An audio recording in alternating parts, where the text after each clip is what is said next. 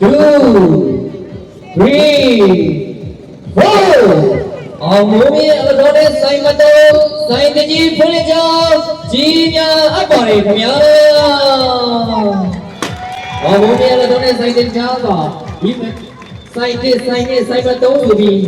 ဒီတမကောနောက်ထပ်ဆိုင်ပေါင်းများစွာကို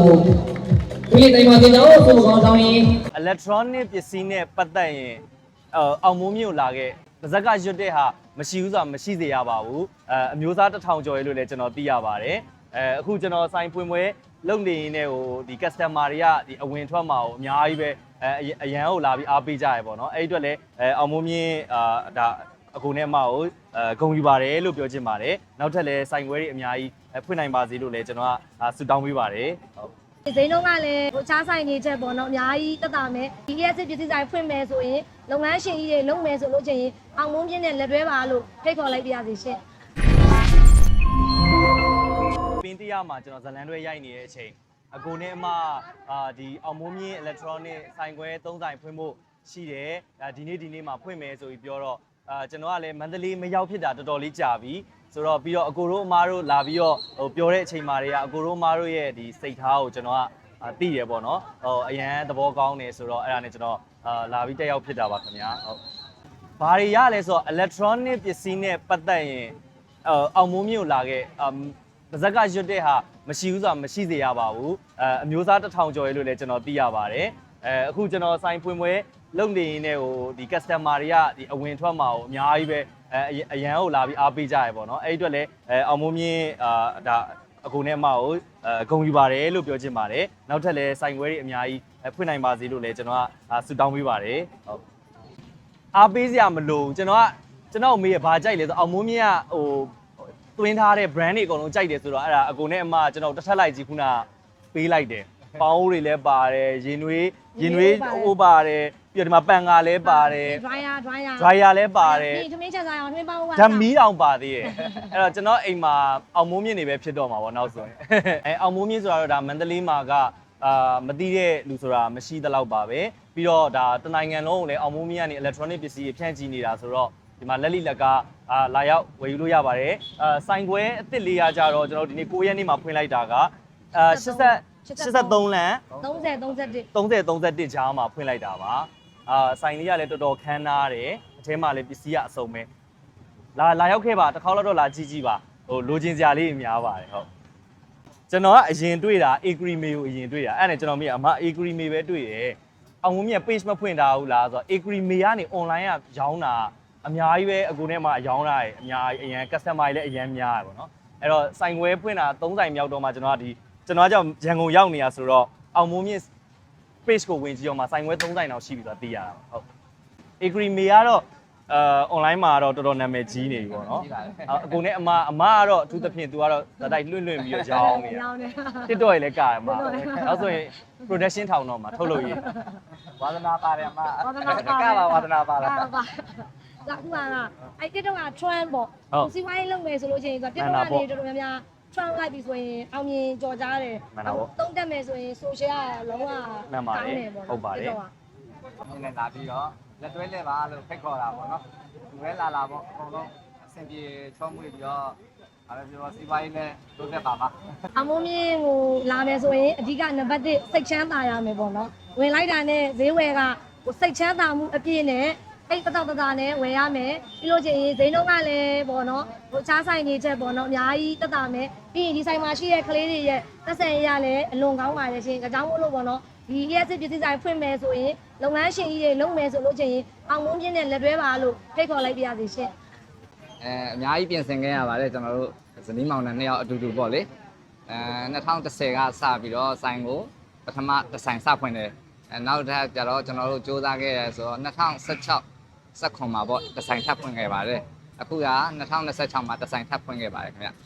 ဒီကြားထဲမှာတော့ရုံးခံရတာတွေတော့အများကြီးပဲပေါ့နော်ခါလေကြားလို့ချင်းရင်လည်းခက်ခဲလေးတွေတွေ့တယ်ပေါ့ဒါပေမဲ့လည်းအဲ့လိုမျိုးပေါ့ဒီဇနီးမောင်နှံနဲ့နှစ်ယောက်ပေါ့စိတ်သက်မကြပဲနဲ့တယောက်လက်ကိုတယောက်ခိုင်ခိုင်နဲ့ကင်ပြီးတော့ပေါ့ဒီလောက်မကောင်းငါတို့စူးစမ်းမယ်ဆိုပြီးတော့မှစူးစမ်းလာတာခုဆိုရင်3တိုင်မြောက်ဖြစ်သွားပြီပေါ့နော်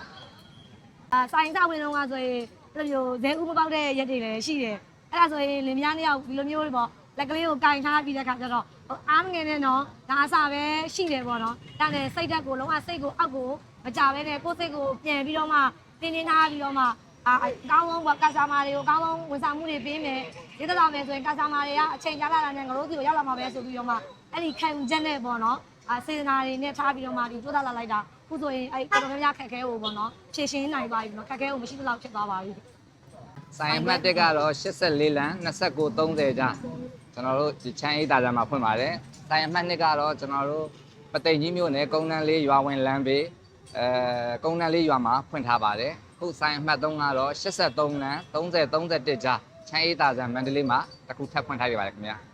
ဆိုင်မှာတော့ပေါ့နော်ဒီအိမ်သုံးပေါ့နော်လျှက်စစ်ပစ္စည်းပေါ့အစုံရတယ်ပေါ့နော်ဥမာပေါင်းဟိုးတို့ဒဲဟိုးတို့ရင်နွေးဟိုးတို့ပြီးရင်ပန်းကားပေါ့အိမ်မဲ33ပြီးရင်ရုံးနေမှာပဲ33လျှက်စစ်ပစ္စည်းအမျိုးပေါင်းပေါ့ထောင်ကျော်လောက်ထိကိုမန္တလေးမြို့မှာတနေရာတည်းနဲ့ဟိုအစုံရပါတယ်အကြောင်းမို့ပေါ့ဒီကစားမာတွေလာပြီးဝယ်တာပဲဖြစ်ဖြစ်ပေါ့ဒီပြန်ကိုလိုမျိုးပြန်ပြီးတော့မှပေါ့နော်လုပ်ငန်းရှင်ဖြစ်မဲ့လူတွေကိုရိုဆိုင်မျိုးဖွင့်မယ်ဆိုလို့ချင်းနေရာတနေရာအများကြီးသွားစရာမလိုပဲနဲ့ပေါ့နော်ဒီအောင်မုံမြင့်တဲ့တော့နေဆိုင်မှာပဲလျှက်စစ်ပစ္စည်းအမျိုး1000ကျော်ကိုစုံလင်းစာဝယ်ပြီးတော့မှလည်းသူတို့ပြန်ပြီးတော့မှရောင်းချနိုင်ပါတယ်ရှင့် ဒီကတော့ကျွန်တော်တို့လက်ကားပေါ့လေလက်ကားမှာဆိုင်သစ်ဖွင့်ခြင်းတဲ့ customer တွေကိုအတူလက်တွဲခေါ်ပါတယ်အကုန်ပေါ့နော်အဲ့ဒါလေးတွေကလည်း ဟိုဖွင့်ပေးခဲ့တဲ့ဆိုင်တွေဆိုတချို့ဆိုလုံးဝဘာမှအဲ့လိုမျိုးမတက်ဘူးအမရေ3000ရှိတယ်အသိန်း900ရှိတယ်လက်တွဲခေါ်ပေးပါဆိုရင်ပေါ့နော်ကိုခေါ်ခဲ့တဲ့ဆိုင်တွေဆိုရင်တော်များများပေါ့ကိုလက်နဲ့ထိလိုက်လို့ကိုစတင်ပြီးပြုစုပြောထောင်ခဲ့တဲ့ဆိုင်တွေကမအောင်မြင်ဘူးဆိုတာမရှိခဲ့အခုဆိုသူတို့လည်းလုံးဝလက်လီလက်ကချမ်းတဲ့ဆိုင်ကြီးတွေဖြစ်နေတာပြီပေါ့နော် သူပဲဝမ်းသာပါတယ်လို့ကိုနဲ့လက်တွဲပြီးအောင်မြင်ခဲ့ကြတော့ပို့ပြီးပီတိဖြစ်ရပါတယ် အဲဒါမို့နောက်ပေါ့ဟိုမျိုးဆက်သစ်တွေပေါ့လုပ်ငန်းလုပ်ဖို့ပါပေါ့လုပ်ငန်းရှင်တွေကိုလည်းပေါ့တော့ဒီလက်စစ်နဲ့ပတ်သက်မယ်ဆိုရင်အောင်မုံမြင့်တဲ့တော်တော်ဆိုင်ရနေပြီးတော့မှကြိုးစိုးနေပါတယ်ဝယ်ခဲမှာလက်တွဲဖို့လည်းရပါတယ်ရှင်လူငယ်တွေပေါ့နော်လုပ်ငန်းလုပ်ဖို့ပါဟိုလို့လုပ်ငန်းဆိုတာဟိုစဉ်းစားနေမယ်ဆိုရင်အရန်ကြတယ်ရတင်းတင်းအဲ့လိုမျိုးလုပ်ကြည့်လိုက်ပါပေါ့ဒီလိုစိတ်ချရပြီးတော့မှတွင်းကြိုးစိုးတဲ့ဆိုင်တွေနဲ့လက်တွဲမယ်ဆိုရင်စီးပွားရေးရှင်ဆိုတာခဏချိန်လို့ပြင်မှာဖြစ်နိုင်တယ်အဲကြောင့်မို့လူငယ်တွေစူးစမ်းကြပါဆိုတဲ့စကားလေးပြောချင်ပါတယ်ရှင် ဒီနေ့ပွဲလေးရတော့ပေါ့နော်အောင်မိုးမြင့်အလက်ထွန်းနှစ်အမှတ်3ဆိုင်ဖွင့်ပွဲအခမ်းအနားကိုကျွန်တော်ကမန္တလေးမြို့မိကက်နှစ်ပန်းလှဆင်းပေါ့နော်ပွဲစီစုတရားအနေနဲ့ဒီပွဲကြီးကိုအောင်မြင်စွာဟိုစစ်စားတိုက်စွာနဲ့ပေါ့နော်ကျွန်တော်ကနေပြီးတော့ဥဆောင်တာဝန်ယူပြီးတော့ပြင်ဆင်ထားပေးတာပေါ့နော် ဒီနေ့ကတော့အောင်မိုးမြင့် electronic ရဲ့ဆိုင်ခွဲပေါ့နော်သုံးဆိုင်မြောက်ဆိုင်ခွဲဆိုင်ဖွင့်ပွဲလေးမှာဒါရလာရောက်ပြီးတော့မှပါဝင်ပြီးတော့ဂုဏ်ပြုပေးရဖြစ်ပါတယ်။ကျွန်မဆိုရင်တော့ဒါ electronic မျိုးစုံပေါ့နော်။ထမင်းပေါင်းဝါစဒါအစားဆုံး electronic ပစ္စည်းနဲ့ပတ်သက်တဲ့မှန်သမျှကိုဒီဆိုင်မှာအကုန်ရရှိနိုင်ပါတယ်လက်လီရောလက်ကားရောပေါ့နော်ဒါဝန်ထမ်းတွေကလည်းဟိုဆက်ဆံရေးပြည်ပြည့်စွာနဲ့ပေါ့နော်ဒီဆိုင်မှာရနိုင်တယ်ဆိုတာကိုကျွန်တော်ရဲ့ဒီဟိုပါများဟို line အများကိုဟိုဖိတ်ခေါ်ခြင်းပါတယ်ပေါ့နော်ကျွန်တော်တို့အမားကဆိုင်3ဆိုင်မြောက်ပေါ့နော်အောင်မြင်ခဲ့ပါတယ် ။ကျွန်မကဆိုင်ခွဲတွေများစွာဖွင့်နိုင်ပါစေလို့ပြောချင်ပါတယ်။ ဟုတ်ကဲ့ပါကျွန်တော်ကိုလည်းပေါ့နော်ဒီလိုဆိုင်ဖွင့်ပွဲယူဖြစ်မြောက်ဖို့အတွက်ကိုအမားတို့ကိုပံ့ပိုးပြီးတော့ပါဝင်ကူညီပေးရတဲ့အတွက်ကိုလည်းကျွန်တော်ကအတိုင်းနဲ့မျိုးကျေးဇူးတင်ပါတယ်အမားတို့လည်းဒီအောင်မိုးမြင့် electronic ရဲ့အမားနဲ့အကိုလည်းဒီတဲ့မကဆိုင်ခွဲပေါင်းနှုံများစွာဖွင့်နိုင်ပါသေးလို့ကျွန်တော်ကနေပြီးတော့စုမွန်ချွတ်တောင်းလိုက်ပါတယ်ခင်ဗျာကျွန်တော်ကတော့အမားတို့ပေါ့နော်မိတ်ကပ်ကောအင်ကြီးကောအကုန်လုံးပွဲစားပွဲဆုံးပေါ့နော်စီစဉ်ပေးတဲ့ဖြစ်ပါတယ်ခင်ဗျာမိတ်ကပ်ကြီးကျော်ပါမန္တလေးမှာပါဟုတ်ကဲ့ပါ